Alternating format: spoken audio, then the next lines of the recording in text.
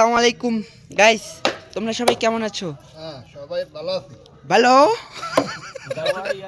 এই গাইসের বই না শুনে গাইসের বইনা শুনি জিগে দাও তো। তো রাইডি বাদু করে রাইডি বাদু শিমুল ভাই, শিমুল ভাই, বলে আপনি যে খাসি কাটার আপনি অনুভূতি কি? অনুভূতি কি? আপনারা যে দেখতে পাচ্ছেন এখন আমাদের মহিন ভাই মাংস বানাইতেছে, আপনাদের ফিলটা কেমন হইতেছে? এটা হইছে রুস্তম কসাই। ও রুস্তম কসাই, আমাদের রুস্তম কসাই মাংস বানাইতেছে।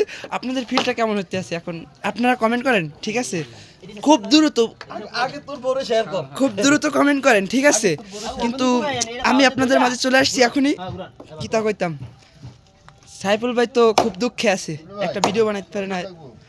ছোট ছোট তো লাগে এটা তো। হাই গাইস, আমরা বিদেশের মাটিতে কুরবানি দিচ্ছি। আমাদের ফিলিংস খুব হ্যাপি, খুব হেভি, খুব ভালো লাগতেছে। বিদেশের মাটিতে কুরবানি দেওয়া মানে খুব আইও।